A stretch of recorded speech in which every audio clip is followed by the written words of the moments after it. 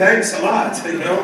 And he told me I needed to change my major, and so I changed to political science and went to San Francisco State, and he promised me that if he won his election, that he would bring me with him to the Board of Supervisors to work. And he won his election, and I went with him. And it was just the coolest gig you could imagine for a 20 or 22-year-old kid.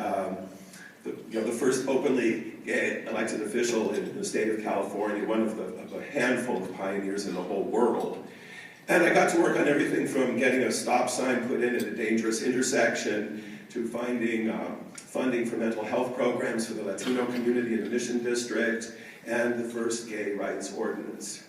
And you know, now that he's become so mythologized and turned into this legend, you know, portrayed by Sean Penn, and you know, what I want you to know about him is that Harvey was an ordinary man.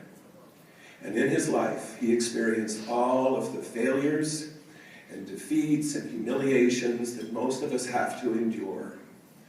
He was not a genius, he was not a saint, but he was a good, kind man who loved his city and loved his people, and made that decision kind of late in life to dedicate what was left of his life to that movement. And he was very funny, he could be cranky, and I just really loved him very, very much.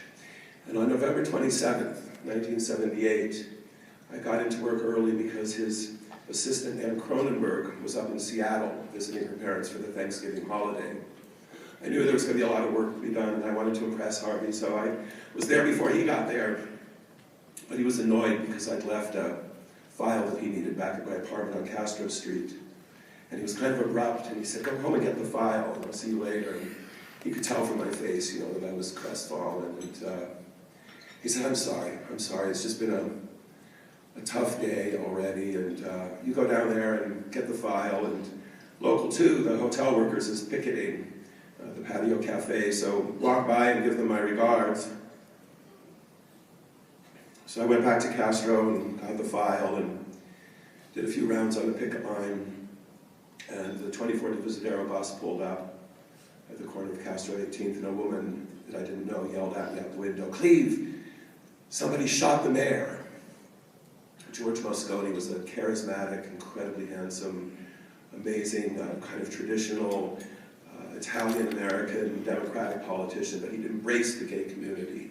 And he and Harvey helped build the progressive coalition that brought feminists and racial and ethnic communities and the LGBT community and environmentalists all together with the trade union movement to take power in San Francisco. It was a coalition that hadn't been seen before.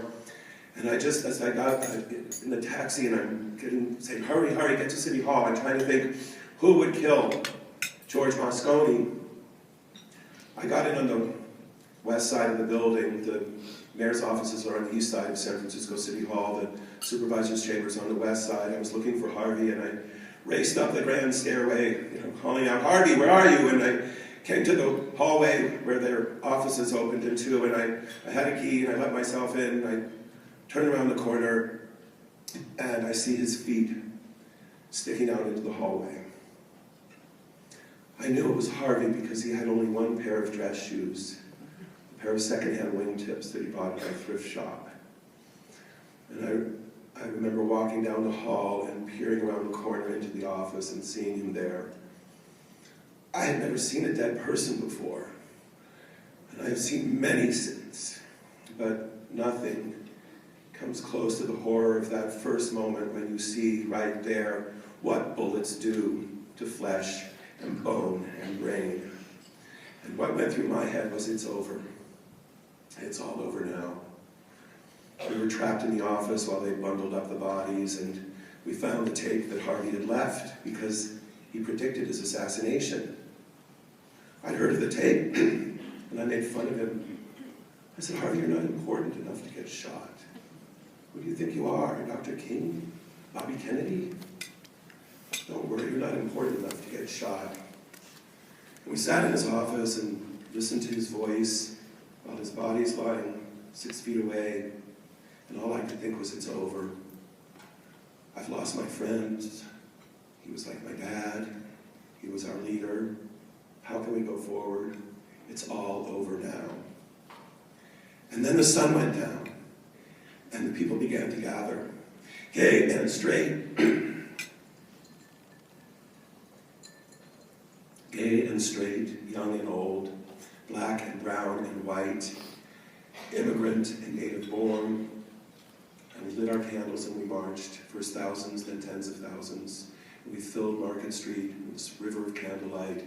We filled San Francisco Civic Center Plaza. And I remember standing there with 50,000 people, weeping silently and looking around at all the different kinds of people who'd come together to remember Harvey and George. And I knew I was wrong. It wasn't over. It was just beginning.